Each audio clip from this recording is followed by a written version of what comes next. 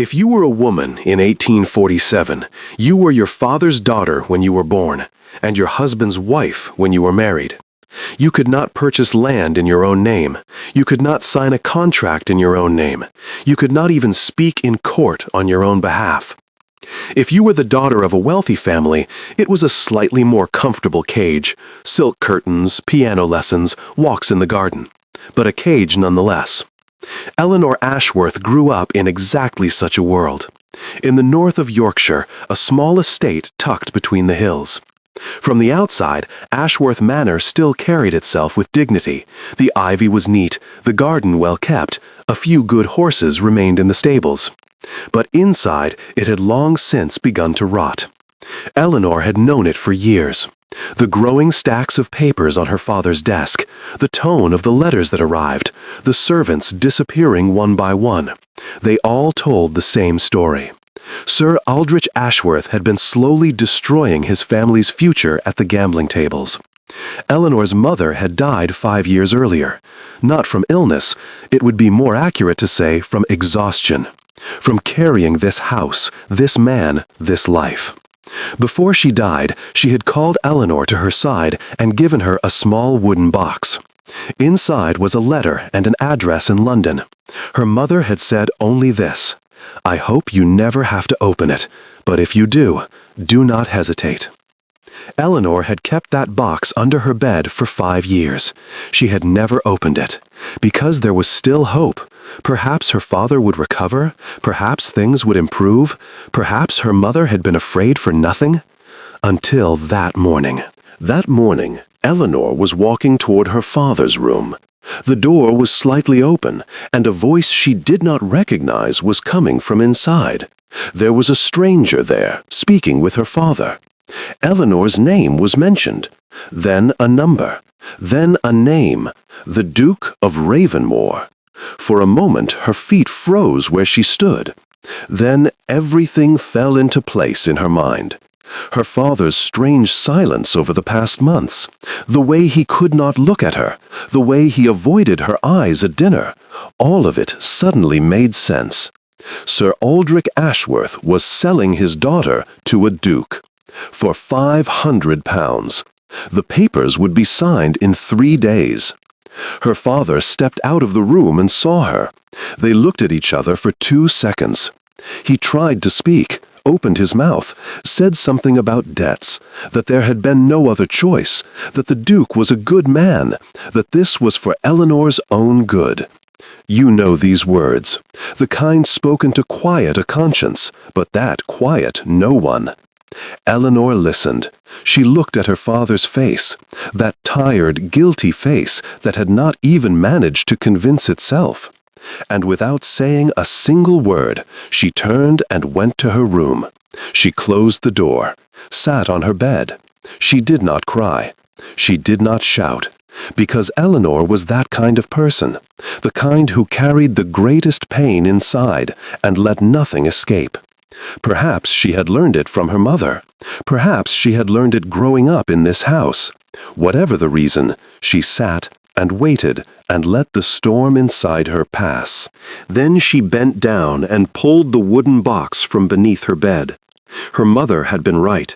She had seen this 5 years ago. She had not left that box, that letter, that address without reason. Eleanor opened the letter. The paper had yellowed, but her mother's handwriting was still clear, still somehow alive. She read it, and as she read, something inside her changed. That sense of breaking slowly gave way to something else, something harder, colder, more resolute. Her father had sold her, but her mother had already saved her. Eleanor closed the box, placed the letter back inside, and stood. She went to the window. Outside, in the garden, Thomas was working in front of the stables, as he did every morning. Eleanor watched him. She had 3 days. It was enough. Eleanor had first read that letter when she was 14. Her mother had not yet died, but she was dying. Everyone knew it, though no one said it aloud. That was how things were in England at the time. Death, like poverty, like unhappiness, was something lived inside the house but never carried outside it. Every day Eleanor entered her mother's room, sat beside her, held her hand. Sometimes her mother spoke, sometimes she only looked. There was so much in those looks that even years later, Eleanor's chest would ache when she remembered them. One day, her mother drew her close and gave her that wooden box. Margaret Ashworth had been a beautiful woman. She had been married to Sir Aldrich at a young age, entirely normal for the time, even considered a good match, because the Ashworth family had once been respectable and wealthy. Margaret had accepted it because she had no choice, but she did not want her daughter to share the same fate. Through all those years of illness, through all those exhausted nights, she had prepared something for her daughter. She wrote a letter. She found an old friend in London, a woman who had escaped a difficult life much like her own, and who now ran a small dressmaking shop. She wrote that woman's address into the letter, and she told Eleanor, "I hope you never have to open it, but if you do, do not hesitate." That day, Eleanor took the box, carried it to her room, and hid it beneath her bed. She had understood what her mother meant, but chose not to understand it fully. Because to understand meant to accept why her mother was leaving her with such concern, to accept what kind of man her father truly was. 14-year-old Eleanor was not ready for that. Her mother died at the end of that winter. Her father mourned, it must be said. Sir Aldrich truly broke. For weeks he did not leave his room, did not eat, did not speak to anyone. Eleanor pitied him then, held him, tried to be strong for him. Perhaps that was why she never managed to cry for her mother. She had to be strong for him. But mourning ended, time passed, and Sir Aldrich slowly returned to the gambling tables. At first, once a month, then once a week, then nearly every night. Eleanor noticed, but said nothing. What could she say? A daughter had nothing to say to her father in that time. She simply watched. The servants dwindled. The harnesses were sold. Her mother's jewelry disappeared one by one. Ashworth Manor dissolved from within. Through all of it, Eleanor kept that box at the edge of her mind. Sometimes at night she would reach beneath her bed, feel that it was still there, and pull her hand back. She did not open it. Opening it felt like ending hope. As if the day she opened it, she would be forced to accept what her mother had been trying to tell her.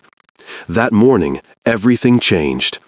After turning away from her father's door, after sitting on her bed, after the storm inside her settled, Eleanor bent down and took out the box. This time, it was different. Her hands did not tremble, her chest did not tighten. She simply opened it. The letter had yellowed. 5 years had passed, but her mother's fine, slanted handwriting was still clear. Eleanor read slowly. Her mother spoke first of her love for her, then of her own life, how she had been married young, the kind of world she had lived in, what she had been forced to accept.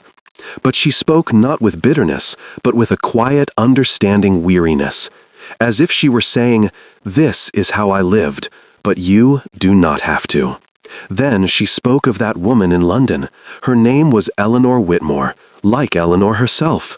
Once her closest friend, she had escaped her own difficult life and built a small dressmaking shop in one of London's narrow streets. She was trustworthy. She helped those who came to her door. At the end of the letter, her mother's handwriting trembled slightly. She had been very weak by then, but her words were clear. "I do not wish to condemn you to anything, but to be free, one must sometimes first be alone. I hope you will be braver than I was." Eleanor closed the letter, sat still for a while. Then she memorized the address, fixed it into her mind, the street name, the number, the district. Then she placed the letter back into the box and returned it beneath her bed. She could not take it with her, too dangerous. But the address was now inside her mind. No one could take it from her there. She stood, went to the window. In the garden, Thomas was still working. his hands in the soil, his back bent, unaware of anything. Eleanor watched him. Thomas had been working here for 4 years, quiet, reliable, never speaking more than necessary, but always exactly where he needed to be. Eleanor trusted him. She rarely admitted that to herself, but she did. She had 3 days, a plan, and now an address. It was enough. Thomas Hale had come to Ashworth Manor 4 years earlier. Back then, the estate had still been somewhat better, at least on the surface. There were more servants, more horses in the stable, the garden was better maintained. Thomas had been hired as the head groom. He was 23, from another village in Yorkshire, and had brought little with him: a small suitcase, a few changes of clothes, and a habit of doing good work. Sir Aldrich had liked him immediately. He was quiet, did not complain, and handled horses well. What more could an employer want? When Eleanor first saw him, she had paid little attention. At the time, she was occupied with her mother's illness, unable to notice anything else. But after her mother died, during that long, heavy period of mourning, Eleanor began to go out into the garden. She could not bear to stay within 4 walls. She walked, sometimes for hours, often circling the stables. And Thomas was always there, working, minding his own business, never asking her questions. Only sometimes lifting his head, giving her a brief look, and returning to his work. It helped her. At that time, everyone was telling her something. Do not be sad, be strong. Your mother is at peace. Time will heal. Thomas said nothing. He was simply there. In time, they began to speak. At first about horses, the garden, the weather, surface things. Then deeper things. Thomas was an intelligent man, the kind who spoke little but spoke well. Eleanor felt at ease when she spoke with him, a kind of ease she felt with no one else in that house. She could not speak with her father. It was not proper to speak freely with servants. She had no friends, no close relatives. In a way, Thomas became the only person she truly spoke with. But nothing was ever said between them. It could not be. Thomas was a stablemaster, Eleanor the daughter of the house. In England in 1847, the distance between such people was measured in oceans. They both knew it. They both accepted it. Or, at least, it seemed so. That morning, Eleanor went down into the garden. Thomas was repairing a saddle in front of the stable, head bent, and did not hear her approach. Eleanor took a few steps closer and stopped. Thomas lifted his head, looked at her face, just for a second. But in that second, he read everything. Over the years, he had come to know her face so well. When she was happy, when she was tired, when a storm was turning inside her. What he saw that morning resembled none of those. It was different, deeper. He set aside the work in his hands. He stood up. Eleanor stepped closer and spoke in a low voice. She did not give many details, only what she had heard at her father's door, the Duke's name, the date. Brief and precise. Thomas listened. His expression did not change. He asked no questions. He simply listened. When Eleanor finished, there was silence between them. A long silence. Then Thomas spoke. "Where will you go?" he said. He asked nothing else, not why she had not left sooner, not what she would do, not whether this was right. None of that. Only where she would go. Because he already knew she would leave, that she had to leave, that she would do nothing else but leave. Eleanor told him the address in London. She spoke of her mother's letter, of the woman, of the dressmaker's shop. Thomas listened, calculating something in his mind. Then he said, "You have 3 days. The horse will be ready, but you must leave at night. You cannot wait for morning." Eleanor nodded. Thomas looked at her for a moment longer. Then he turned and went into the stable. Eleanor waited outside. After a while he returned. In his hand was a small cloth pouch, something inside it, though it could not be seen what. "Take this," he said. "There's some money in it, for the journey." Eleanor tried to object. She opened her mouth. Thomas shook his head. "Take it," he said. "Nothing more. Just that." Eleanor took the pouch.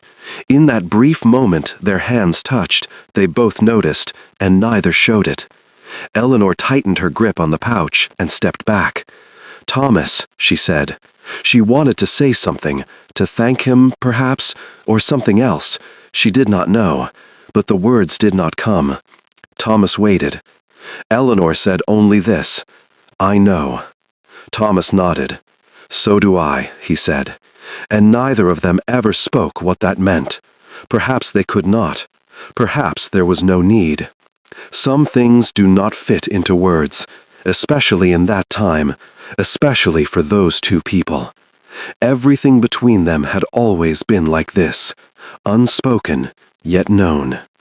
Eleanor turned and went back to the manor. Thomas watched her. He watched until she disappeared through the door. Then he returned to the stable and began preparing the best horse. It was the only thing he could do, and at least it was something he could do well. That night, when Eleanor looked down from her window, there was still a light in the stable. Thomas was still working. He worked until midnight. Eleanor could not sleep, but this time not from fear, but from something entirely different. She had 2 days left. Before she ever saw the Duke of Ravenmore, Eleanor had heard many things about him. In that small corner of Yorkshire, everyone knew one another, or at least knew something about one another. Gossip was the fastest commodity in that world, faster than carriages, faster than letters. And what was said about Edmund Hale, Duke of Ravenmore, was far from scarce. He was 54. He had been married once. His wife had died 10 years earlier, and he had no children. He owned a vast estate called Ravenmore Castle, said to be the oldest and darkest manor in Yorkshire, though who knew how much of that was true. That he was very wealthy was certain. How wealthy exactly, no one quite knew. But one thing everyone knew.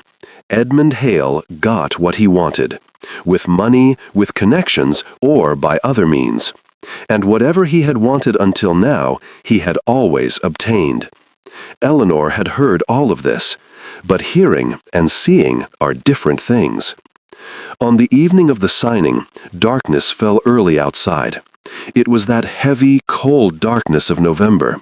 In the north of England, winter does not arrive gradually, but all at once.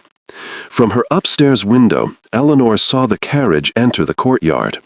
A large black carriage, with 2 riders beside it. The door opened. Edmund Hale stepped down. Eleanor found him different from what she had expected. He was not old, not as he appeared. He stood upright, his dress was impeccable, his hair gray, but his face hard. He seemed courteous, the most dangerous kind. It was easy to read men who were coarse, harsh, openly cruel. But those who appeared courteous, they were different. Their politeness was like a covering. One had to look far more carefully to see what lay beneath. Eleanor looked, and she did not like what she saw. As Edmund Hale stepped into the courtyard, he glanced around, at the manor, the garden, the stable, the way a man looks at his own property, as if it already belonged to him, as if only the paperwork remained. That look turned Eleanor's stomach. She had to go downstairs. There was no escaping it. Her father met him at the door. There were handshakes, voices below. Eleanor remained at the window for 1 more minute. She took a deep breath, then turned and walked to the door. As she descended the stairs, she told herself this. It was only 1 night. She only had to endure until morning. That was all. The dining room was cold that night. The fireplace was lit, but it did not warm the room, or so it seemed to Eleanor. The table was long, the candlelight dim, the finest service had been laid out. Her father was doing everything he could to host his guest well. That disturbed Eleanor even more. He was selling his daughter, yet he was setting a fine table. Edmund Hale sat across from Eleanor. He greeted her politely, asked polite questions about the weather, her health, the season in Yorkshire. He smiled politely. Eleanor answered politely, smiled politely, ate politely. Nothing inside her was polite. But she noticed something throughout the evening. Edmund Hale hardly looked at her. He spoke mostly with her father, about land, about money, about connections in London. Eleanor was as if she were not at the table at all. It brought her a strange sense of relief, but at the same time it made everything far clearer. Edmund Hale did not see her as a person. He had no need to. He was buying something, and what he was buying did not require thoughts, wishes, or feelings. The meal ended. Glasses were raised. Then her father stood and invited his guest to the study. The documents were there. Eleanor stood as well. She would leave the table. At that moment, Edmund Hale turned to her. "Miss Ashworth," he said. His voice was low, polite, but there was something in it, a tone of possession. The papers had not yet been signed, but that tone said everything. "I trust this arrangement is agreeable to you as well." Eleanor looked at him. What she said in that moment mattered, because Edmund Hale was expecting an objection, perhaps even wanting it. A woman who would protest, cry, plead. Men like him were familiar with that. Eleanor smiled, gently, coldly, perfectly. "Of course," she said. Then she turned and left the room. The door closed behind her. She stood in the corridor. Her heart was beating fast, but her voice had not trembled, her hands had not shaken, her eyes had not faltered. This was what her mother had taught her. Never hurry when you leave a room. Never leave as if you are unsteady. Voices came from the study. The sound of papers, the sound of a pen. Then silence. The signatures had been made. Eleanor went up the stairs and returned to her room. She closed the door. After a while, her father came from below and locked it from the outside. The key turned. Eleanor heard the sound and felt nothing. Not fear, not panic, only calm, because there was one day left. Morning would come, evening would come, night would come, and that night Thomas would be at the door. The horse would be ready, and this room, this lock, this key, none of it would matter any more. Eleanor lay down on her bed, closed her eyes. She did not sleep, but she did not try to. The final day passed. Eleanor did not remember clearly afterward how it passed. Morning came, noon came, evening came. Meals were brought, plates were taken away. At one point her father came to the door, said something. Eleanor did not listen. She simply said yes, nodded, and he left. That day, time did not move normally for her. It passed very slowly, and then suddenly very quickly. She looked out the window often, at the sky, the garden, the stable. Thomas looked up once, only for a second, then returned to his work. But that 1 second was enough. Everything was ready. Near midnight, the manor fell completely silent. Sir Aldrich had gone to bed early, as he always did, after drinking. The servants had long since retired to their rooms. Outside there was wind, the trees rustled, the moon slipped in and out of the clouds. Eleanor listened to all of it. She knew the sounds of the manor by heart. Which board creaked, which door made noise, who woke at what hour. She had lived in this house for years. She knew every breath it took. She stood. The small bag she had prepared lay beneath her bed. There was not much in it. 2 changes of dress, her mother's letter, the pouch of money Thomas had given her, and a small brooch that had belonged to her mother. She took nothing else. She could not carry too much weight. But it must be said, that night Eleanor looked at everything she was leaving behind in that room. The small ornaments from her childhood, the books on her shelf, the velvet curtain her mother had given her. She was leaving all of it. For a moment her chest tightened. Then she took her bag and went to the window. The window could be opened. Thomas knew it, and Eleanor did as well. It was the second floor, but there was a thick ivy vine clinging down the wall into the garden, strong from years of growth. As a child, Eleanor had sometimes climbed down it, as a game, without her mother seeing. Now she would do it again, only this time she would not return. She opened the window slowly. The wind rushed in, cold, and Eleanor shivered. She looked down. The garden was dark, but for a moment the moon broke through, and she saw Thomas. He stood near the corner of the stable, holding the horse's reins, looking up. When he saw her, he gave a slight nod. Eleanor took a deep breath. She lowered her bag first and let it drop. It landed with a soft sound. Then she swung her leg over the sill. She gripped the ivy. It was cold, damp, her hands slipping. Slowly she climbed down. One step, then another, then another. When her feet touched the ground, she exhaled. Thomas came to her. He picked up the bag from the ground and tied it to the horse.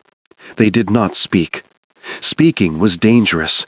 At that hour, a single sound could ruin everything. Thomas turned to Eleanor and extended his hand to help her mount the horse. Eleanor looked at his hand. For 4 years, this man had been there.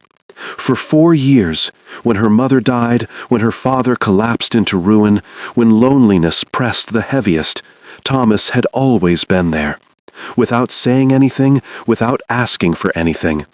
And now Eleanor was leaving. She had to leave, they both knew it. But leaving meant leaving Thomas here as well. Eleanor took his hand and mounted the horse. Thomas did not release the reins immediately. He held them for a moment longer. Eleanor looked down, Thomas looked up. In that darkness, in that silence, in that cold, they both knew everything they wanted to say, and chose not to say it. Because if they had, Eleanor would not have been able to leave, or Thomas would not have been able to let her go. And they both knew that she had to go. Thomas let go of the reins. Eleanor nudged the horse gently. It began to move, not running, but walking slowly, quietly, toward the back gate of the garden. Eleanor did not turn back. She forced herself not to, because she knew if she did, she would stop, and she could not stop. But just as she reached the gate, she turned. Thomas was still there, standing at the corner of the stable, hands at his sides, in the darkness. Eleanor saw him, only for a second, before the moon slipped back behind the clouds. It was enough.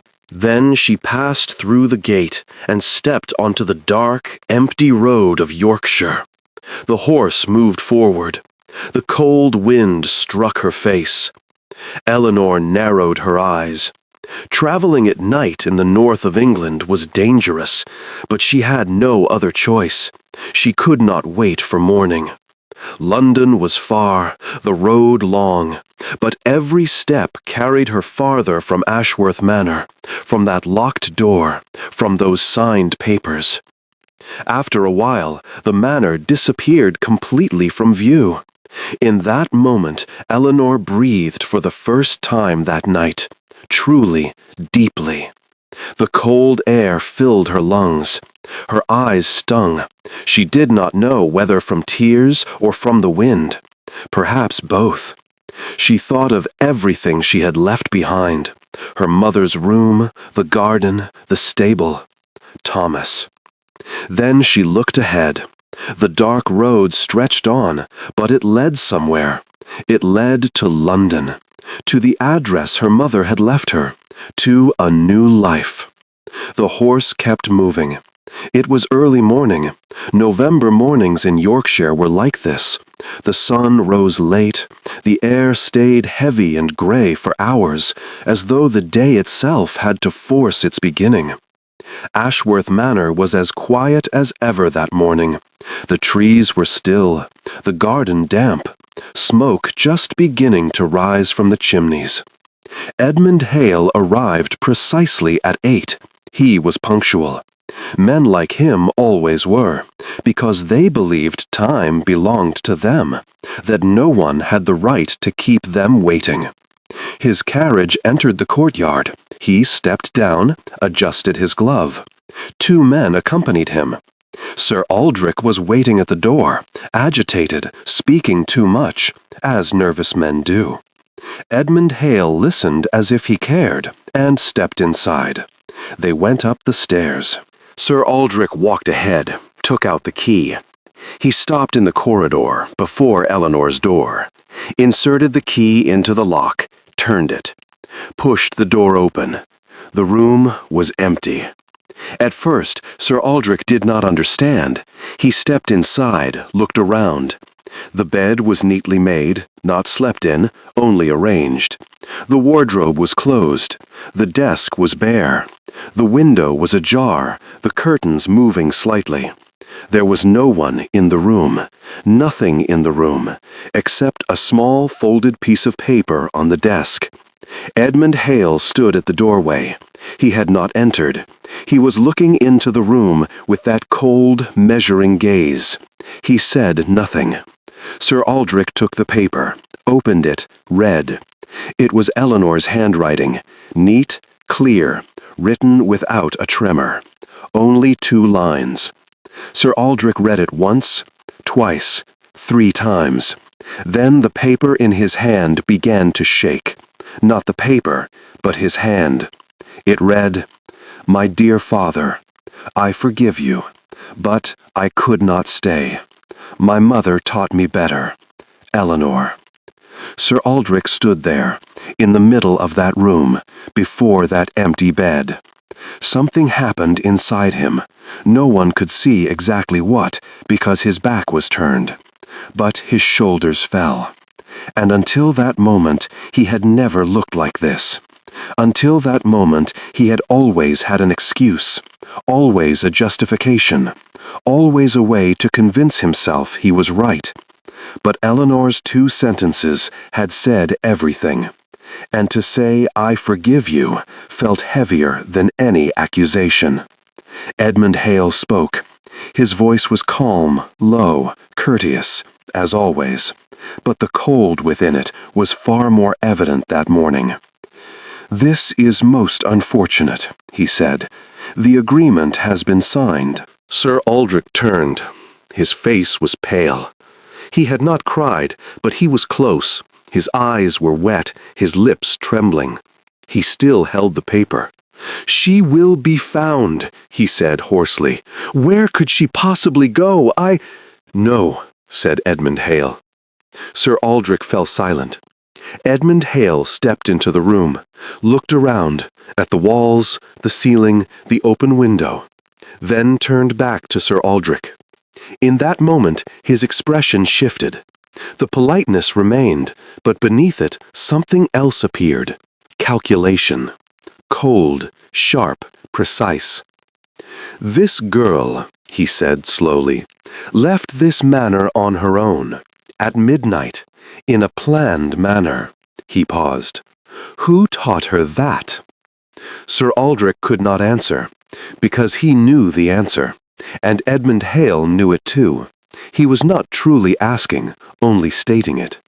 The answer was Margaret Ashworth, that tired, quiet woman who had already died. Before her death, she had left her daughter a way out, and it had worked.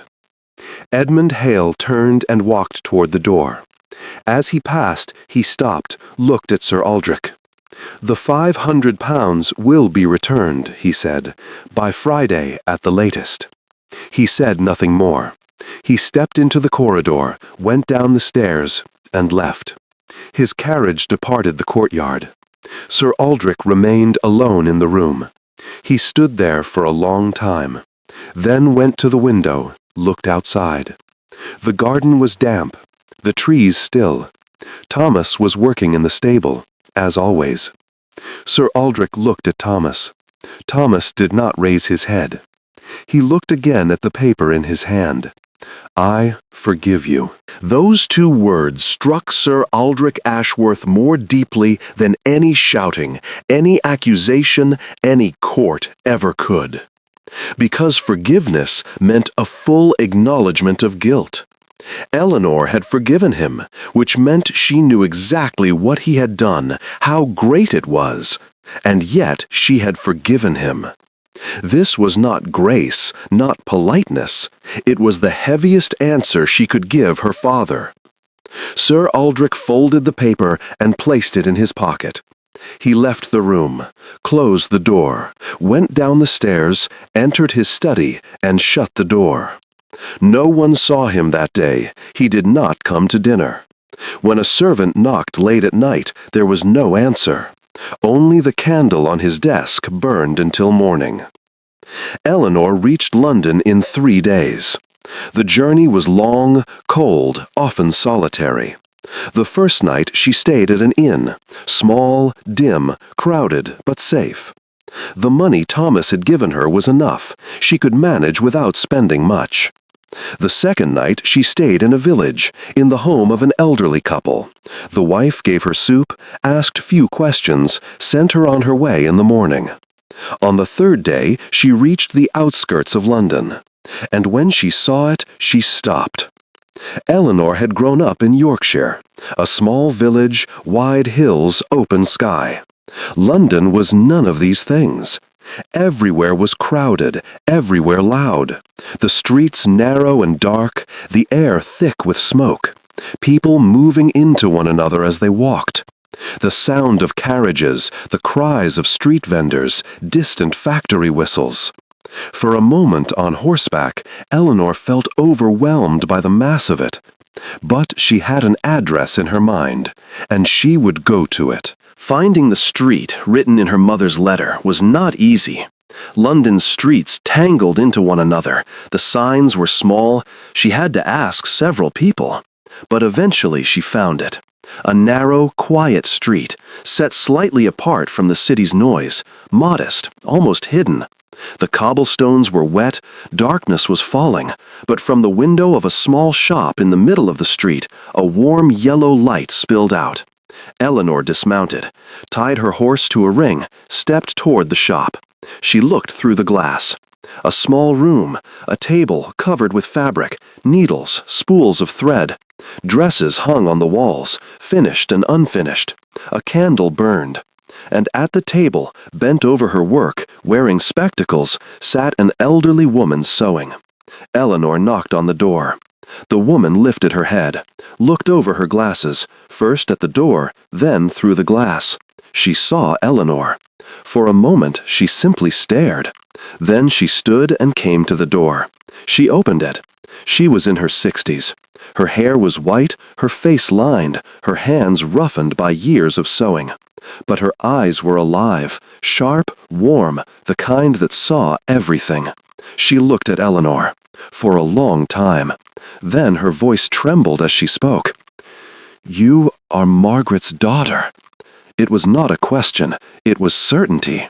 She had seen something of Margaret in Eleanor's face, perhaps the eyes, perhaps the posture, perhaps that quiet resolve. Whatever it was, she had not hesitated. Eleanor could not say yes in that moment. She only nodded. The woman stepped back, opened the door fully. "Come in," she said. "I'll put the kettle on." Her name was Eleanor Whitmore. Just like Eleanor, not a coincidence, but something her mother had chosen deliberately, a small symbol. 40 years earlier, she and Margaret had met as young girls. They had come from similar families, been carried toward similar fates. But Whitmore had escaped, bold, reckless, alone. She had come to London with nothing, started with sewing. Years had passed. She had built the workshop, small but her own. Margaret had never escaped, but she had seen that her daughter could. Whitmore told her all this that night, over tea, at the small table by candlelight. Eleanor listened. She saw her mother differently now, as a young woman, afraid, but thinking, still searching for a way. Her mother had always seemed strong to her, but she had been afraid too. She had not known what to do. She had only known for her daughter. Eleanor's eyes filled. Whitmore noticed. She stood, placed a hand on Eleanor's shoulder, said nothing. There was no need. After a while, she stood and gestured to the small room at the back. "This is yours," she said, "for as long as you stay. If you wish to work, there is work. If you know how to sew, I will teach you more. If you do not, I will teach you. You may leave whenever you wish. I will not force you. But the door is open." Eleanor stepped into that room. It was small, a bed, a window, a chair, but it had a door, and that door could be locked from the inside. Eleanor turned the lock. Then she sat on the bed. In that moment, something strange happened inside her. She wanted to cry, from exhaustion, from freedom, from her mother, from everything she had left behind. And she did cry, quietly for a long time. She had not been able to cry in Yorkshire. She had not been able to cry on the road. But here, in this small room, behind this locked door, she could. Because for the first time, she felt safe. And feeling safe sometimes allows everything that has been held inside to finally be released. She cried, and it felt right. Then she wiped her eyes, lay back on the bed, looked out the window. London's night sky was nothing like Yorkshire's. There were no stars, only clouds and a distant glow of light. But it was beautiful in its own way, a different kind of beauty. She thought of Thomas. What was he doing now, she wondered? Was he in the stable or back in the manor? What had happened with her father? What had the Duke done? She wondered all of it, but she could not know, at least not yet. And perhaps she did not need to know. Perhaps the only thing she needed to know was this. That night in the garden, Thomas had let go of the reins. Deliberately. That was enough. She closed her eyes, and after that long journey, that long exhaustion, that long life, for the first time, she truly slept. 3 weeks passed. On that narrow London street, in Whitmore's workshop, Eleanor slowly built a new life. She woke early every morning, a Yorkshire habit that did not fade easily. Whitmore brewed tea, they sat at the table, the day began. Eleanor already knew how to sew. Her mother had taught her when she was young. Whitmore taught her finer work, lace, embroidery, taking measurements. Her hands ached in the evenings, but it was a good kind of exhaustion, the exhaustion of her own labor. She was also beginning to grow accustomed to London. In the first days, the crowd, the noise had been overwhelming. But in time, she learned to distinguish the sounds of the streets.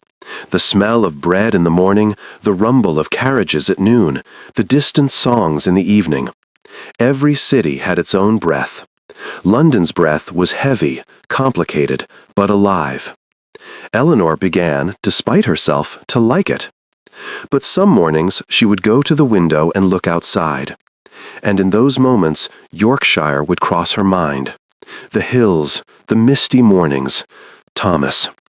She would tell herself, "Leave it, it is over, this is a new life." And she truly tried to believe it. Most of the time, she succeeded. But some mornings, she did not. One day, Whitmore, without lifting her head from her needlework, said, "If a thought refuses to leave you, it is something that has earned its place." She said nothing more. Eleanor did not reply, but that sentence remained with her all day. That morning was like any other. Whitmore had left early. She had a client to visit and would not return before noon. Eleanor was alone in the workshop. She sat at the table, working on a half-finished dress. Outside, the familiar sounds of London drifted in. The candle burned. The room was warm. Everything was calm. Then there was a knock at the door. Eleanor lifted her head. It was not Whitmore. She used a key. She did not knock. It could be a customer, or someone else. She stood, walked to the door, and stopped. She did not know why she stopped, but for a moment she simply stood there. Her heart began to beat faster, for no reason, or for a reason she did not yet understand. She reached out, touched the handle, then pulled it open. It was Thomas. He stood at the door. Dust from the road clung to him. It was clear he had traveled far. His hair was disheveled. There was a few days' growth of beard on his face, dark circles beneath his eyes. He had come a long way without rest. He carried nothing, no bag, no luggage, no gift, only himself. Eleanor looked at him. Thomas looked at Eleanor. They said nothing. 3 weeks earlier, in that garden, it had been the same. Everything unsaid hanging between them. Now it was the same again. But this time, something was different. That night, there had been a boundary. Eleanor would leave. Thomas would stay. And they both knew it, both accepted it. But now, Thomas was here. And his being here said everything. To be here, he had left everything. His work, his village, the life he knew. Eleanor's eyes filled with tears. Thomas still did not speak, because what he had to say was not something that could be put into words.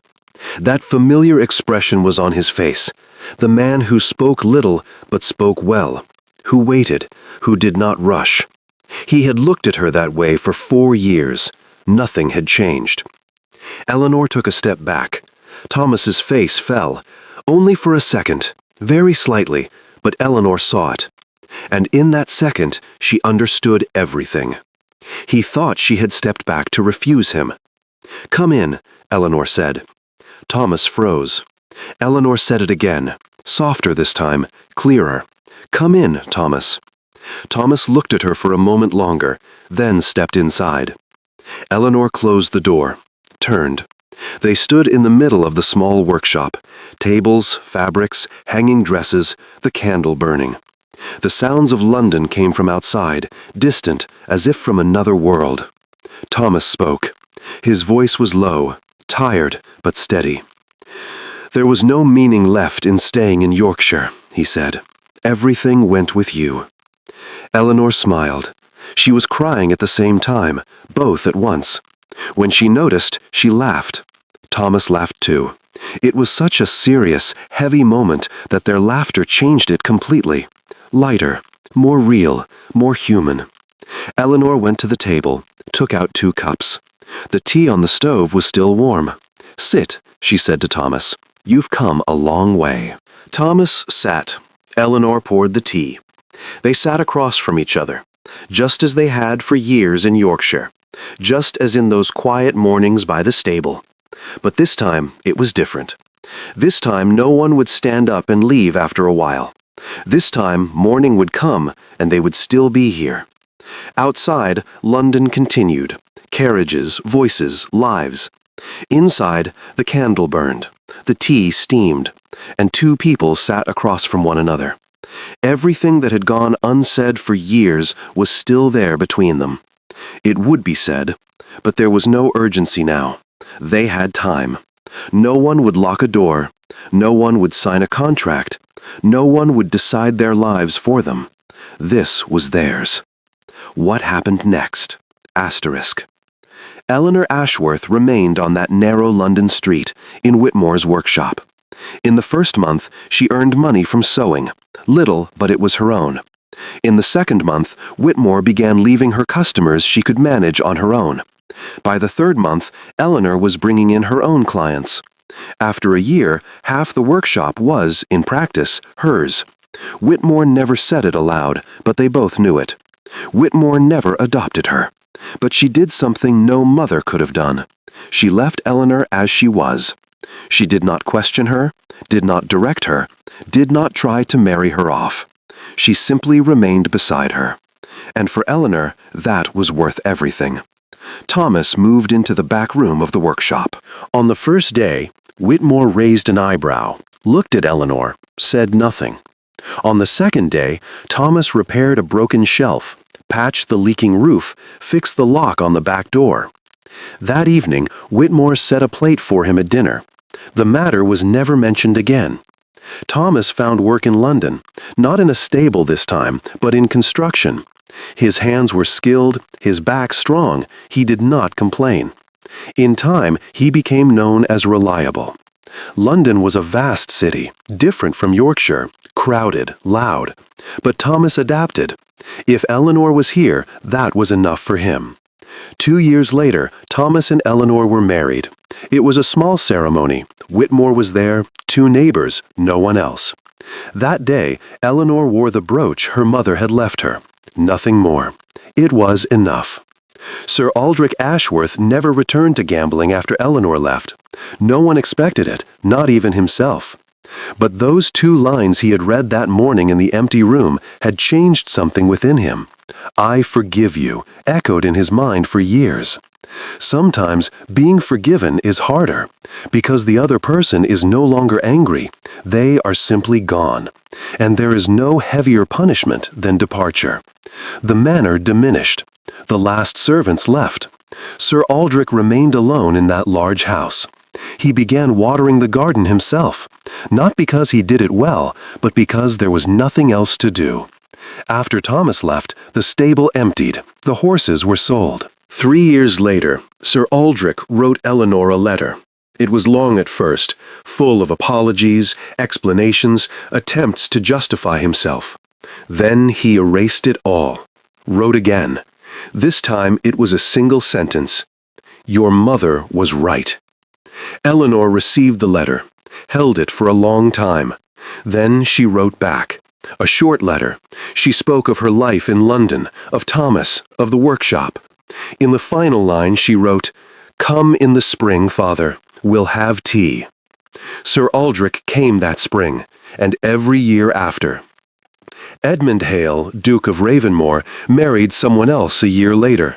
A young woman, another daughter of another family, another father with deaths. That woman had no workshop, no Thomas, no letter left by her mother. No one ever knew her story.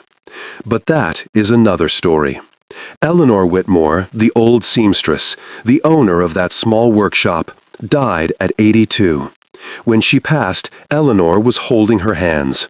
Whitmore opened her eyes once more before her last breath and looked at her.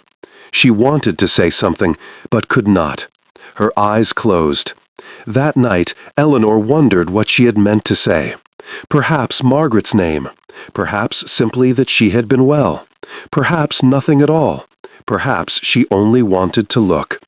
Either way, Eleanor understood. Some things are understood without being spoken. The workshop passed to Eleanor. She did not change the sign. The name Whitmore remained. It had to. And Eleanor Ashworth, not Eleanor Hale, she never changed her surname because it was her mother's, lived a long and good life in that narrow London street, in that small workshop she built with her own hands. In 1847, a door had been locked, but her mother had already opened her a window. This story is dedicated to Eleanor Ashworth and to all the women whose names we will never know, who stood before the same doors. Thank you for staying with us until the very end of this story. If you're still here, we would truly love to know where you're watching from. Reading your comments is one of the most meaningful parts of what we do. And if stories like this speak to you, consider subscribing so we can continue bringing you more.